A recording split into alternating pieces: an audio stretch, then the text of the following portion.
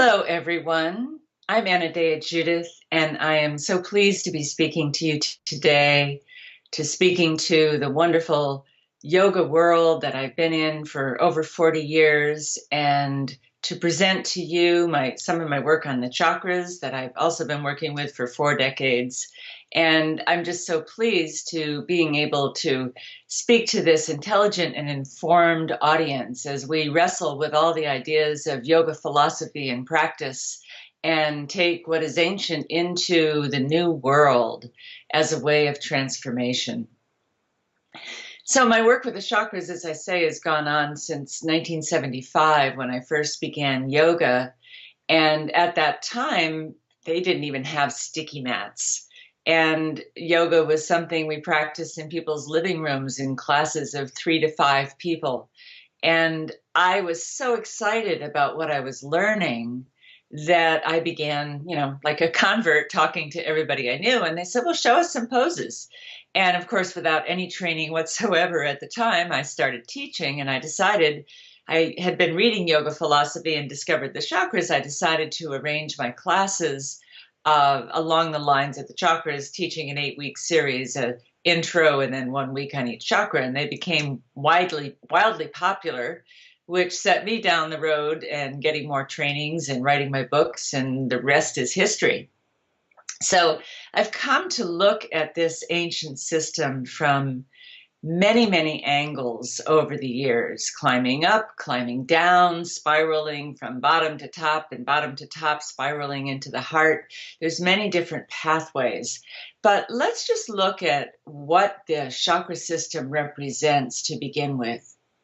Because to me, the chakra system is the yoke of yoga. And we know that the word yoga does mean yoke or union, and it's how the individual or the mortal is yoked to the infinite, to the highest principles, to the divine, to spirit, how mind and body are yoked together, and how heaven and earth are yoked together. And so we know that yoga is a set of practices and philosophies that are designed to help the mortal yoke up to the divine. But what is the actual structure of that yoke? I mean, if we think of the kind of yoke that attaches a horse to a carriage, there's a certain structure to it. It has wood and leather and, whatever that yoke is made of. Well, to me, the chakra system actually describes that structure of just how mind and body, spirit and matter, divine and mortal are yoked together. And they're yoked together on a gradated set of stepping stones that integrate matter and spirit as two interpenetrating forces, not as two separate things that sit side by side, but that spirit and intelligence is penetrated into matter, and matter itself is a reflection of divine spirit and intelligence. Now, matter is not the only reflection, but it is a prime reflection. If we look at this glorious creation, we can only be in amazement at the kind of intelligence that may have created that. And so as the yoke of yoga, I see the chakra system as the architecture of the soul. And just as, yoga teachers or body workers study the muscles and the bones and the connective tissue and the organs as the architecture of the body, as a psychologist and yoga teacher, and also a modern philosopher, I see this as the architecture of the soul. And if you really want to understand the soul's journey through life, through all its twists and turns and its trials and tribulations, and the soul's journey to consciousness, the soul's journey to awakening, and indeed the journey to discover our divine selves, the chakra system provides a map for that journey. And like any map, if you have a map of Texas or California or New York, it doesn't tell you where you have to go. It just says these are the pathways to get here or to get there. And then the individual decides where they want to go. So this architecture maps directly onto the physical body with locations in the body for each chakra and elements, sacred elements that are correlated with it. Earth, water, starting at the bottom. Earth is the first chakra element. Water is the second chakra element. Fire is the third chakra. Fourth is air. Classically, fifth is ether, and they don't give any elements after that. I have equated it to a 7-element system where I give sound to the throat, light to the third eye or sixth chakra, and consciousness itself to the seventh chakra. And each of these elements, if there were a single word that I could say gives you the sense of what a particular chakra is for, it would be these elements. That earth is our solid matter. It's our body. It's a sense of being embodied. It's the sense of being, I have also created a word, not only embodiment, but emplacement.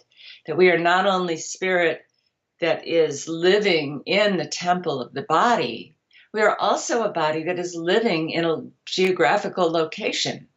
And to become aware and honor our surroundings is part of how we take care of the earth. So we need to become not only embodied, but emplaced. And that comes from the earth. That's our survival instinct. The second chakra is water. And interesting, back to the first chakra again, its name, Muladhara, means root support or foundation. And that means we push our roots deep down into the earth. That's a downward current. It's not all about lifting up and out of the body, that we plug in the two legs like two prongs of a plug. We plug them into the Mother Earth. And because earth and matter is condensed energy, when we push against the floor, we push against the earth, or even when we push our hands into a wall, because we cannot penetrate matter with our physical bodies, the energy we use to push turns around and fills the body. So I have exercises I do with the first chakra of bending the knees in a certain way and holding your feet in a certain way to anchor the feet and make them solid into the ground, and pushing through the core of each leg to generate energy that begins to fill the legs and come up and fill the body. And as it overflows the lower chakras, it starts to move its way up. But it all starts with plugging into the earth. Every plant has to start with putting its roots down. So then we go to the second chakra, whose element is water. And after you put your roots down, the next thing you have to do is water those roots, or the plant will not live. And so the water element is our nourishment. It is what actually allows the roots to bring nourishment up from the soil. If you just plant them in desert, they can't do that. But the water saturates the soil and makes the nutrients so they can be drawn up into the plant. And so there's a drawing in at the second chakra of nourishment from outside that contributes to the growing power of prana as you're bringing it up your body, and not only contributes to it, but gets it moving.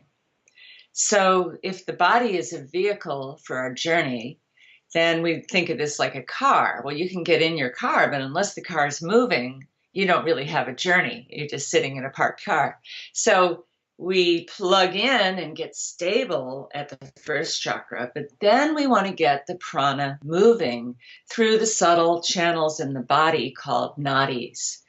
And of course, the prime nadi that comes up and down is the sushumna, which is the core. And then the ida and the pingala are contrasting nadis that figure eight between the chakras. And for all of you who have seen these pictures all over of that chakras with a line going up the middle and the figure eights, these are the three prime nadis, or highways for prana. And then there's many thousands of others. And I think of that as like, wherever you live, there's probably a major freeway or throughway or what turnpike or whatever you call it in your state.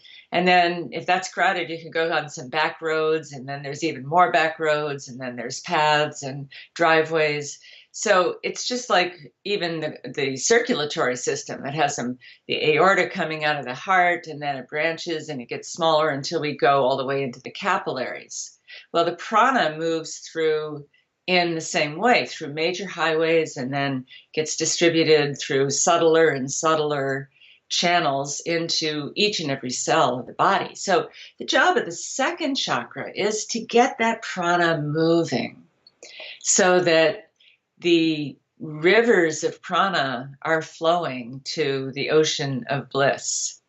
I remember John Friend used to say that, so I like to give proper credit when I use someone's phrase. But I just love that the rivers of prana, once we get them going in a particular direction, they take us to the ocean of bliss. So the second chakra does this through movement, through desire, through polarities, and coming from the body, the next polarity is spirit. And as we start to make a connection between body and spirit, we start to come into an alignment. One of the most basic meditations I teach is a very simple practice to do whenever you sit, not only to meditate, but to sit at your computer, to sit down to a meal, to sit in the driver's seat when you're about to drive, is to simply imagine pushing your roots down into the earth, lifting your crown up into the heavens. And when you do that, stretching out the spine in two opposite directions, just like a necklace of jewels, when you pull the two ends of the necklace in opposite directions, the jewels come into alignment. So by lengthening the spine, not only lifting up, but also pressing the sitting bones down, and I advise taking the tailbone slightly to the back of the body, that we really plant our foundation and then draw it up, and that gives us the alignment that we want between heaven and earth, the most direct channel through the Sushumna. And it doesn't mean that simple practice automatically brings everything into alignment. It's really more complicated than that, but that's what all our yoga postures are for, is to bring alignment and to open different areas of the body so that prana can flow freely.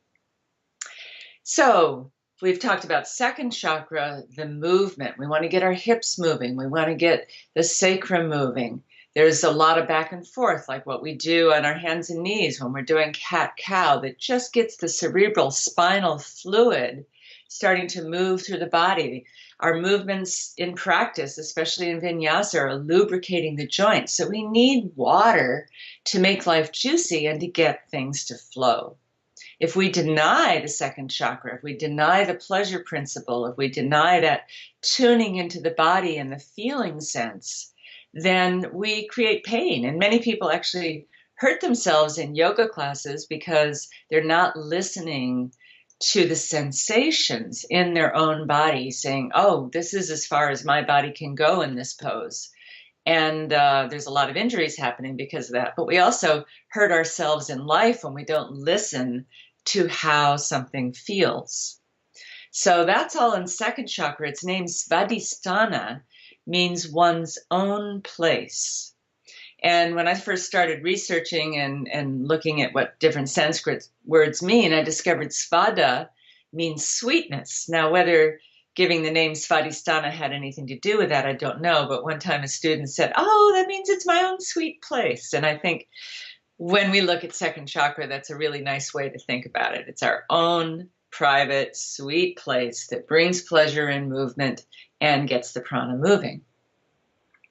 So after we have gotten the prana moving, we've plugged in, we have a source coming up from the ground. After the plant draws the water up from the roots into the stem starts to grow. And so we come up the chakra column into the midsection, the solar plexus, which is chakra 3, Manipura. Now, Manipura means lustrous gem, or it also meant jeweled citadel.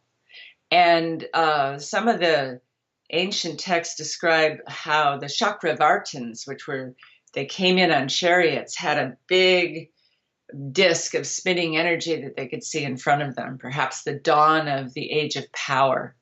So this is often referred to as our power chakra in the modern sense of it. And it is I think of it as the energy of fire, that's its element, but the fire of metabolism, the fire of having enough energy, your get up and go, your vitality, your effectiveness, your will. And that really is what gives us our power. And in this chakra, I do not think of power over. It's not like I'm controlling myself, and certainly not like I'm controlling you, but that the goal of the third chakra is mastery, where the mind and body are working in harmony together, where things happen with ease. True power is being able to do something with ease. Now, the paradox of that is that it takes effort to get to the place where you can do something with ease. So it takes practice. And in yoga, we get on our mats every day or however often we practice, and we might try a new posture that's very difficult at first, and we have to put effort into it. But over the years, you find that you can just go into a posture, you know exactly where that alignment is, and you can do it with ease. Iyengar talked about effortlessness beginning to bring ease. I forget the exact quote, but I think it was the fourth law of Prana, when effort becomes effortless. But we have to put out that effort, and we use our will to do that.